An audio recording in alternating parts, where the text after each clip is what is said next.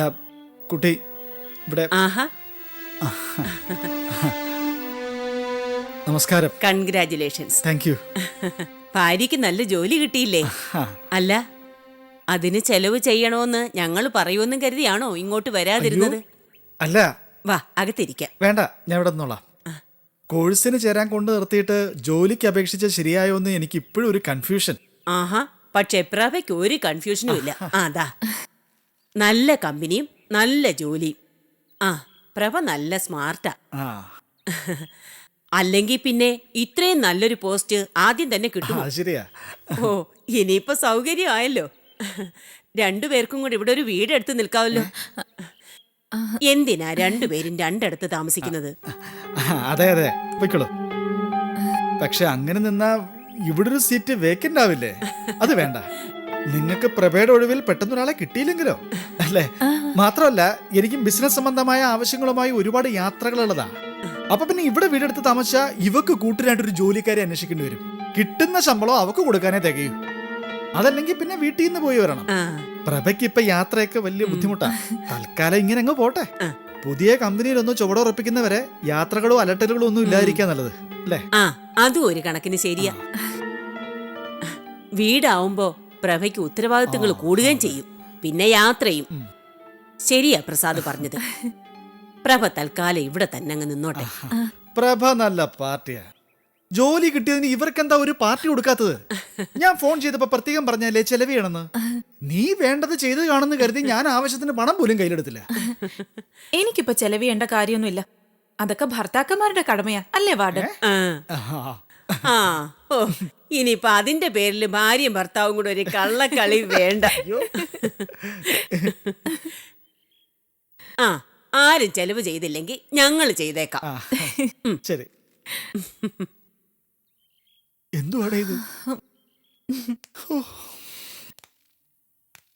അയ്യോ,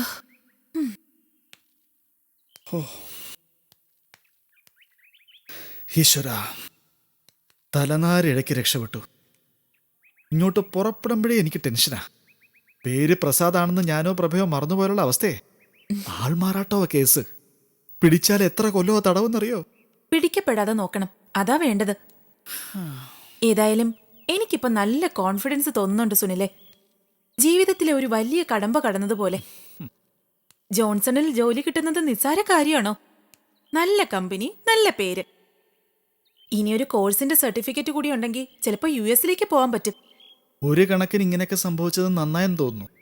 പ്രഭയുടെ ഈ കഴിവും എടുക്കും ആ വീടിനകത്ത് തുരുമ്പെടുത്ത് പോയില്ലല്ലോ. അല്ലായിരുന്നെങ്കിൽ പ്രസാദിന്റെ ഭാര്യ എന്ന ലേബലുമായി നെറ്റും സർഫും ചെയ്ത് ജീവിതം തുറച്ചേനെ, അല്ലേ? അടുത്ത ആഴ്ച വാർഡൻ നമ്മുടെ കല്യാണ ഫോട്ടോയും മാരേജ് സർട്ടിഫിക്കറ്റും കാണണമെന്ന് പറയും. സാരമില്ല, എന്തെങ്കിലും ഒഴിവ് പറഞ്ഞു നോക്കാം. അങ്ങനെ ചിന്തിക്കുമ്പോ ശരിയാ. സംഭവിച്ചതെല്ലാം നല്ലതിനാണെന്ന് തോന്നും. അങ്ങനെ അല്ലെങ്കിൽ കൂടി അങ്ങനെ വിശ്വസിക്കുന്നതാ നല്ലത്, അല്ലേ സുനിലെ? ഒന്നും ഓർക്കരുത്, നഷ്ടപ്പെട്ടതിനെ കുറിച്ച് ഒന്നും ഓർക്കരുത്. ഞങ്ങളുടെ മാനേജ്മെന്റ് ട്രെയിനർ അതാണ് പഠിപ്പിച്ചത്. കഴിഞ്ഞത് കഴിഞ്ഞു. ഇന്നലെ ഒരു ക്യാഷ് ചെയ്ത ചെക്കാണ്, നാളെ പോസ്റ്റ് ഡേറ്റഡ് ചെക്കും. ഇന്ന് മാത്രമേ നമ്മുടെ കയ്യിലുള്ളൂ. പ്രസാദ് എന്ന് പറയുന്ന മനുഷ്യൻ എന്റെ ഇന്നലെയായിരുന്നു. അത് കഴിഞ്ഞുപോയി. ഇന്ന് ഞാൻ തനിച്ചേ ഉള്ളൂ. എന്റെ വയറ്റിൽ കിടക്കുന്ന കുഞ്ഞാ എന്റെ നാളെ. അത് പുറത്തു വരുന്നത് വരെ ഞാൻ കാത്തിരിക്കുന്നു. എന്റെ കുഞ്ഞിന് പട്ടിണി കിടക്കേണ്ടി വരില്ല സുനിലെ. അതിന് നല്ല ആഹാരം കൊടുക്കാനും നല്ല ഉടുപ്പ് വാങ്ങിക്കൊടുക്കാനും നല്ല കളിപ്പാട്ടം വാങ്ങിക്കൊടുക്കാനും എനിക്ക് പറ്റും. അത്രയും ജീവിതത്തിൽ ഞാൻ സാധിച്ചെടുത്തു. അതിലെനിക്ക് സന്തോഷമുണ്ട്. പക്ഷേ ഒരച്ഛന്റെ വാത്സല്യം വാങ്ങിക്കൊടുക്കാൻ മാത്രം എന്റെ ശമ്പളം തികയോ? അതോർത്താ എനിക്ക് വിഷമം. പ്രഭേ, ഇങ്ങനെ അപ്സെറ്റ് ആവരുത്. എല്ലാം ശരിയാവും. എനിക്കിപ്പോ തോന്നുന്നത് ആ സ്വത്ത് നമ്മൾ സ്വീകരിക്കരുതായിരുന്നെന്നാ. പിശുക്കനായൊരു മനുഷ്യൻ ജീവിതം മുഴുവൻ അരിച്ചുകുട്ടി സമ്പാദിച്ച സ്വത്തായിരുന്നു അത്. അത് വെച്ച് അങ്ങേരെ സുഖമായിട്ട് ജീവിച്ചില്ല. വിശ്വസിച്ച പെണ്ണിനെ സ്വീകരിക്കാൻ പോലും മെനക്കെടാതെ, മകനെ അന്വേഷിക്കാൻ പോലും പ്രയാസപ്പെടാതെ സ്വന്തം സ്വത്ത് മാത്രം വർദ്ധിപ്പിച്ച് ജീവിച്ചു. അങ്ങേരുടെ മരണശേഷം നമ്മളതൊക്കെ കൈയിട്ട് വരാൻ നോക്കിയത്. ആ ആത്മാവ് പുറത്തു കാണില്ല.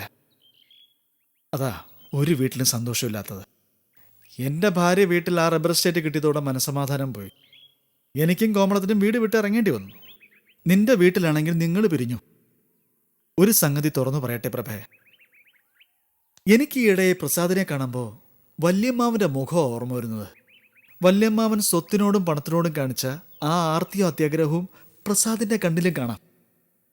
ചിലപ്പോൾ എനിക്ക് തോന്നിയായിരിക്കാം. പക്ഷേ അമ്മാവന്റെ പുതിയ പതിപ്പാണ് പ്രസാദ്. രൂപത്തിലല്ല, സ്വഭാവത്തിൽ. വല്യമ്മാവന് ചേർന്ന് അനന്തരവൻ. സ്വത്ത്, പണം, കുറച്ചൊക്കെ ഞാനും നടന്നത് അതിനു വേണ്ടി. പക്ഷെ എന്നെ അതിലേക്ക് ഉന്തിത്തള്ളിയിട്ടത് മറ്റു ചിലരുടെ ഗൂഢലക്ഷ്യങ്ങൾക്ക് വേണ്ടിയാണെന്ന് ഓർക്കുമ്പോൾ പ്രസാദിനോട് എനിക്കിപ്പോൾ പകയൊന്നുമില്ല. എനിക്ക് ക്ഷമിക്കാൻ കഴിയാത്തത് എന്റെ സ്വന്തം അച്ഛനോടാ. എന്തിനാണ് ജന്മം തന്ന മകളെ ആ മനുഷ്യൻ ചതിച്ചതെന്ന് എനിക്ക് മനസ്സിലാകുന്നില്ല സുനിലെ. ആ, ഇതിൽ കുറച്ച് ഫ്രൂട്ട്സാ. ഗർഭിണിയെ കാണാൻ വരുമ്പോൾ വെറും കൈയോടെ വരരുതല്ലോ. നല്ല ഭക്ഷണം കഴിക്കുക, നല്ലതുപോലെ വിശ്രമിക്കുക. പറഞ്ഞത് ഓർമ്മയുണ്ടല്ലോ.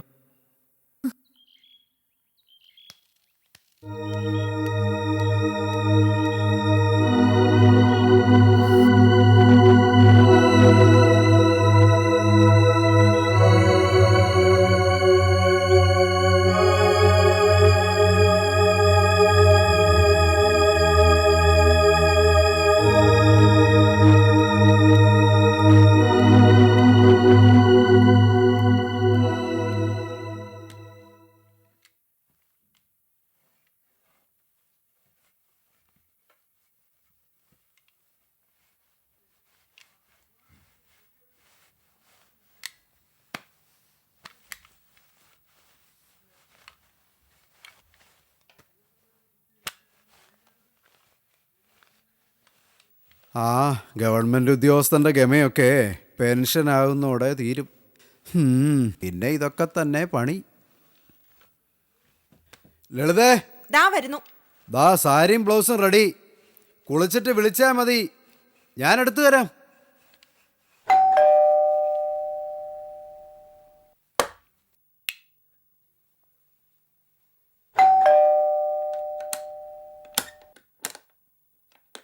Good morning.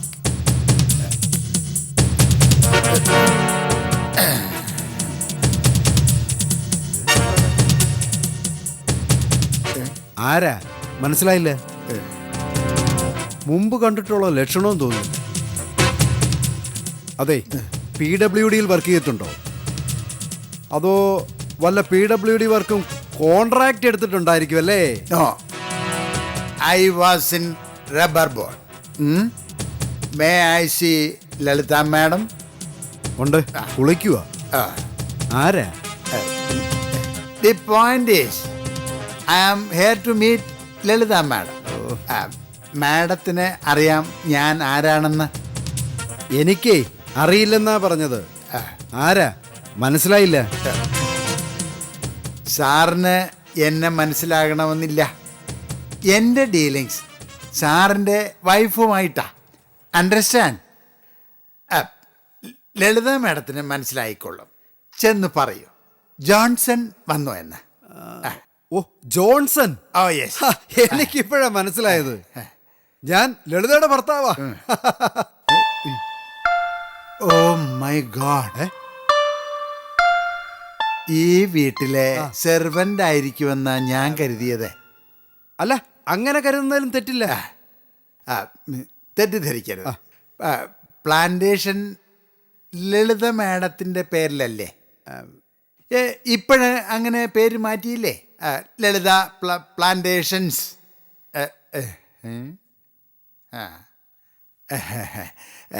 താങ്കളെ കണ്ടാൽ ഒരു സർക്കാർ ഉദ്യോഗസ്ഥൻ്റെ ലുക്കേ ഉള്ളൂ. യു നോ, ഒരു എസ്റ്റേറ്റ് ഓണർ എന്ന് പറഞ്ഞാൽ അത് വേറൊരു ലുക്കാണ്. നിങ്ങൾ ആരാണെന്ന് എനിക്ക് മനസ്സിലായില്ല മിസ്റ്റർ. ജോൺസൺ എന്നൊരാൾ ഞങ്ങളുടെ എസ്റ്റേറ്റിന്റെ മാനേജരായി വരാൻ പോകുന്നു കേട്ടു. ആ ജോൺസൺ ആണോ ഈ ജോൺസൺ? നിങ്ങൾ മാഡത്തെ വിളിക്കൂ, അപ്പോ മനസ്സിലാവൂ. ഹോ, നിങ്ങൾ ഇവിടെ നിൽക്കുവാണോ? ഷോ, സാരി അങ്ങനെയാണോ തേക്കേണ്ടത്? മുന്താണിയുടെ ഭാഗം തീരെ ചുളുക്ക് നിവർന്നിട്ടില്ല. കുറച്ചും കൂടി അമർത്തി തേച്ചതാ. വേഗം. മാഡത്തിന് മനസ്സിലായില്ല അല്ലേ? ആ നോട്ടം കണ്ടപ്പോ പിടികിട്ടി. ഞാൻ ജോൺസൺ. അത് ശരി. അത് നേരത്തെ അങ്ങ് പറഞ്ഞുവിടായിരുന്നു. ദേ, ഇദ്ദേഹത്തിന് ചായ കൊടുത്തോ? വേഗം പോയി ചായ എടുത്തോണ്ട് വാ. എന്നിട്ട് ആ സാരിയും കൂടി വേഗം ഒന്ന് തേച്ചതാ. ലളിത, ഇതാരാണെന്ന് എനിക്കൊരു ഊഹവും കിട്ടിയില്ല. അപ്പൊ നീ പറഞ്ഞ ആ ജോൺസൺ അല്ലേ, റബ്ബർ ബോർഡ്? നിങ്ങളോട് പറഞ്ഞത് ചെയ്യ്. അത് കഴിഞ്ഞ് മതി കൊച്ചു വർത്താനം.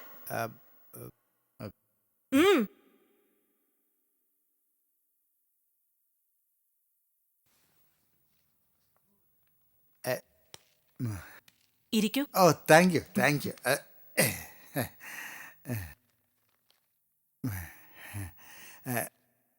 Don't worry madam. ലോകത്തെവിടെയും സുന്ദരികളും സമ്പന്നകളും ബുദ്ധിമതികളുമായ സ്ത്രീകൾക്ക് അവർക്ക് യോജിക്കാത്ത ഭർത്താക്കന്മാരെയാണ് കിട്ടാറുള്ളത്. That's an occupational hazard, you know. Yes. പെണ്ണെഴുത്തുകാരികൾ ബുദ്ധിജീവികളാണെന്നാണല്ലോ വൈപ്പ്. അവർക്കും പറ്റാറുണ്ട് ഈ അബദ്ധം. യെസ്. ആ, ബൈ ദി ബൈ, ഞാൻ നല്ലൊരു റീഡറാണ്, especially in English. Yes, MA MSW. Yes, you know. Johnson എത്തിയിട്ട് കുറെ നേരമായോ? No no. ആ മനുഷ്യന് ഒരു മര്യാദയില്ല. വീട്ടിൽ കൊള്ളാവുന്നൊരു കേറി വന്ന ചായ കൊടുക്കണമെന്ന് ഞാൻ എപ്പോഴും പറയാറുള്ളതാ. ചെയ്യത്തില്ല. അതെങ്ങനാ? ഒരു ലോവർ മിഡിൽ ക്ലാസ് ഫാമിലിയാ പുള്ളിയുടേത്. ഞാനാണെങ്കി കരുണാകരൻ മുതലാളിയുടെ സിസ്റ്റർ ആണല്ലോ. ആ, ബൈ ദി ബൈ, കിച്ചണിൽ മെയ്ഡ്സ് ഇല്ല അല്ലേ? ഓ, അതൊക്കെയുണ്ട്. പക്ഷെ പറഞ്ഞിട്ടെന്താ, ആരെങ്കിലും നോക്കി നടത്താൻ വേണ്ടേ? Yes yes. അത് പോട്ടെ. ഓ, ജോൺസൺ ഞങ്ങളുടെ തോട്ടമൊക്കെ കണ്ടല്ലോ അല്ലേ? Of course. എങ്ങനെയുണ്ട്? ഫാന്റാസ്റ്റിക്. ഇതൊന്ന് മെച്ചപ്പെടുത്തിയെടുക്കാൻ നമുക്ക് എന്തൊക്കെ ചെയ്യണം? ഞാൻ എന്റെ തോട്ടം ജോൺസന് വിട്ടുതരിക. ഇനിമേൽ ജോൺസൺ പറയുന്നത് പോലെ ആയിരിക്കും എല്ലാ കാര്യങ്ങളും. Very good, very good. അതാണ് എൻ്റെ മോട്ടോ. ഞാൻ പറയുന്നത് പോലെ ആയിരിക്കണം എല്ലാ കാര്യങ്ങളും. I underline that's word. എല്ലാ കാര്യങ്ങളും. ബിക്കോസ് ആ കണ്ടീഷനിൽ അല്ലെങ്കിൽ എനിക്കിവിടെ ജോലി ചെയ്യാൻ ബുദ്ധിമുട്ടാണ്. യെസ്, 20 yearsആയി ഞാൻ റബ്ബർ ബോർഡിൽ ഇത്ര പ്രധാനപ്പെട്ട തസ്തികയിൽ ജോലി നോക്കി വരികയായിരുന്നു. റിസൈൻ ചെയ്തപ്പോൾ എനിക്ക് കിട്ടിയ ഓഫേഴ്സ് പറഞ്ഞാൽ നിങ്ങൾ ആരും വിശ്വസിക്കില്ല. You may not believe. Yes, റബ്ബറിന്റെ നാടായ മലേഷ്യയിൽ നിന്ന് പോലും കാൾസ് വന്നു. But I was very particular about my choice. നോക്കൂ, യു ലുക്ക്. ഞാൻ മറ്റുള്ളവരെ പോലെ അല്ല madam. Rubber is my passion. Yes, it's my only passion. Yes, എങ്ങനെ കൂടുതൽ പാലുണ്ടാക്കാം, എങ്ങനെ നല്ല തൈ ഉണ്ടാക്കാം, എങ്ങനെ എസ്റ്റേറ്റ് കൂടുതൽ പ്രോഫിറ്റബിൾ ആക്കാം, അതൊക്കെയാണ് എൻ്റെ ചിന്ത എപ്പോഴും. That's my motto. ഉള്ളത് തുറന്നു പറയാമല്ലോ, എൻ്റെ വൈഫ് കൊച്ചുറാണിയേക്കാൾ വലുതാണ് എനിക്ക് എൻ്റെ റബ്ബർ. യെസ്. അതാണ് ഞാൻ ജോൺസൺ തന്നെ വേണമെന്ന് വാശി പിടിച്ചത്. നമ്മുടെ പഞ്ചായത്ത് പ്രസിഡന്റ് അക്കാര്യം പറഞ്ഞില്ലായിരുന്നു? Yes yes. ഓ, ഇതുപോലെ വളരെ ഡിഫറൻ്റ് ആയിട്ട് ചിന്തിക്കാൻ കഴിയുന്ന ഒരു തോട്ടം ഉടമയാണ് ഞാൻ ആഗ്രഹിച്ചത്. Yes, surely. By the by, അല്ല, പേരും വിവരങ്ങളും ഒക്കെ കേട്ടപ്പോൾ ഇത്ര ചെറുപ്പമാണെന്ന് വിചാരിച്ചില്ല കേട്ടോ. I didn't believe. യെസ്. ആ ഗോപകുമാർ ആളൊരു സൗന്ദര്യധാമമാണെന്ന് എന്നോട് പറഞ്ഞുമില്ല.